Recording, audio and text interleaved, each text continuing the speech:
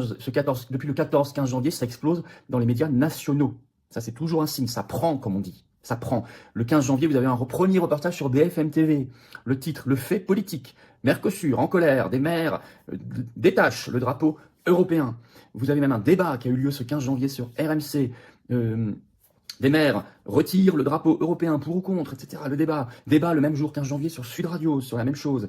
BFM TV, dans ses reportages, cite par exemple la Seine-Maritime, le Finistère, les Vosges, etc. Mais enfin, c'est loin d'être exhaustif, comme on l'a vu. Article dans la presse nationale, Le Figaro, ce 14 janvier, un grand papier qui s'intitule « Je ne le replacerai pas ».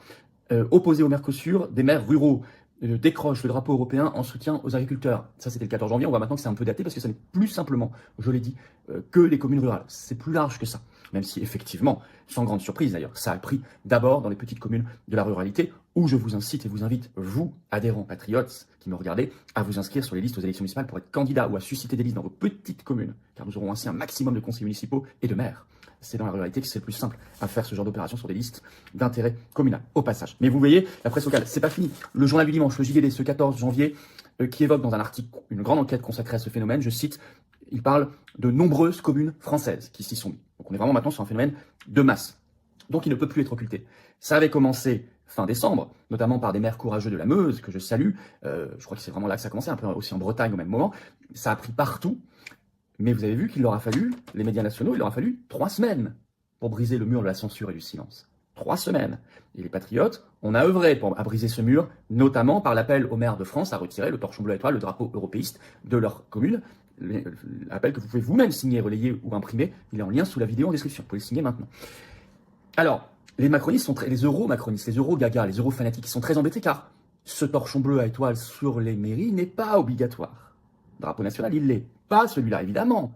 Mais on subodore, vous allez voir par les premières réactions d'agacement, qu'ils pourraient vouloir le rendre obligatoire.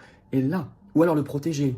On n'aurait plus le droit, par exemple, comme l'ont fait encore hier, dans des manifestations des paysans. Vous avez dû voir les vidéos circuler, car en parallèle, il n'y a pas que les maires. Je rappelle que la révolte paysanne est loin d'être terminée. On en parlera dans notre direct ce vendredi soir, ce vendredi à 19h. Soyez là pour notre grand direct sur cette chaîne. On en reparlera. La révolte paysanne est loin d'être terminée. Et il y a eu un brasier de plusieurs torchons bleus à étoiles. Ils en ont mis au moins une dizaine, ils ont allumé un grand feu. Alors, est-ce qu'ils vont prendre une loi, non seulement pour obliger les maires à le mettre au fronton de la mairie, sous peine d'amende, et ensuite pour interdire dans les manifestations de le détériorer? On n'aurait plus le droit de le brûler ou de le déchirer, comme nous on le fait depuis des années dans les manifestations des patriotes. On a lancé le mouvement, il faut le dire. Et je peux vous assurer, pour ceux qui viendront le 31 janvier à la grande marche nationale pour le Frexit, rendez-vous Paris 14h, place du Palais Royal pour ceux qui viendront, que je peux vous assurer que le torchon brûle, comme on dit. Il va souffrir le torchon ce jour-là. Mais est-ce qu'ils vont vouloir essayer de nous l'interdire? Ben écoutez, je vais y revenir dans un instant, car là on ira vers ce qui s'appelle de la désobéissance civique, mais pour le bien du pays, pour le bien du débat, pour forcer le débat. Alors, en tous les cas, on sent un peu d'agacement. Alors, Le Figaro fait le point. Dans son article du 14 janvier, je vais vous citer un extrait. Vous allez tout de suite comprendre. Le drapeau bleu aux 12 étoiles n'a pas la cote à la campagne. Ces derniers jours, c'est ce qu'écrit le Figaro, pour vous montrer que la presse nationale est obligée d'en parler. De nombreux maires de communes rurales ont décroché le drapeau européen des frontons de leur mairie. Un geste symbolique, largement relayé par les édiles sur les réseaux sociaux, en signe de soutien aux agriculteurs en lutte contre le Mercosur. Et maintenant, on apprend, toujours par le Figaro dans le même article, sur cet aspect légal ou pas légal. De fait, dans le silence de la loi, rien n'oblige une mairie à pavoiser aux couleurs européennes. Dites-le à votre maire, ça n'est pas obligatoire. Certains maires croient que c'est obligatoire, ça ne l'est pas. Le gouvernement peut transmettre des instructions aux mairies via les préfets à l'occasion de cérémonies de réception de chefs d'État étrangers, par exemple. Mais c'est surtout l'usage qui pousse certaines mairies à suspendre le drapeau européen à leur fronton. Autrement, seul le Code de l'éducation, article L 111-1-1, prévoit une obligation d'avoir le drapeau français et européen, malheureusement, sur les établissements publics et privés sous contrat. Une proposition de loi portée par Renaissance, donc le parti macroniste, avait même été déposée en 2023 pour rendre ce pavoisement obligatoire sur toutes les mairies françaises. Ils ont tenté. Compte tenu de l'importance de cet emblème dans l'histoire de France et pour renforcer l'unité de la pratique du pavoisement sur le territoire national. Ça, c'est l'argument des macronistes. Adopté en première lecture à l'Assemblée nationale, le texte n'a pas encore été examiné en séance par le Sénat. Donc, pour résumer, aujourd'hui, il n'y a sur les mairies aucune obligation à mettre le torchon bleu étoile. Aucune. Donc vous ne pouvez pas être puni pour ça. Des macronistes en 2023 ont déposé une proposition là pour le rendre obligatoire, qui a été votée à l'Assemblée nationale, mais qui n'est pas appliquée parce qu'elle n'est pas encore passée au Sénat. C'est manifestement gelé, car ça date de 2023. Est-ce que le gouvernement, est-ce que les eurogagas, excités, agacés par ce qui se passe, vont essayer d'accélérer et de faire passer au Sénat pour que ce soit voté, que ce soit appliqué? Il y a en tout cas, par exemple, le Huffington Post sort un papier ce 15 janvier. Ils écrivent ceci. Le titre, écoutez bien. Ces maires qui retirent le drapeau européen, entre parenthèses, et ils ne risquent pas grand-chose. Je l'entends comme un regret. Bon, sachant que le Huffington Post, surtout, c'est plutôt un titre du système. Hein. Et ils ne risquent pas grand-chose. Comme si c'était dommage. Alors vont-ils s'exciter par rapport à ce qui se passe? C'est possible, peut-être même probable, car on sent une panique. Ils savent le poids des symboles. Oui, bien sûr.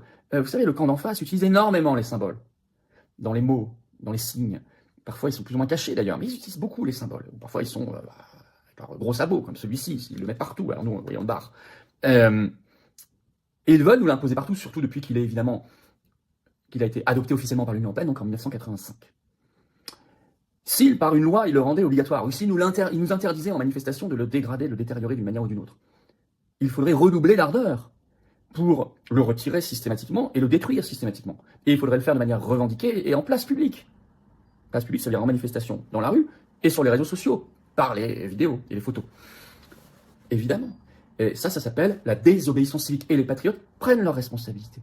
Car il est évident que, quand on nous a dit que vous ne pouvez plus manifester sur les retraites, le soir même, on était manif non déclaré devant les portes, on était vraiment à 1 mètre du ministère du Travail. C'était, je crois, en 2024.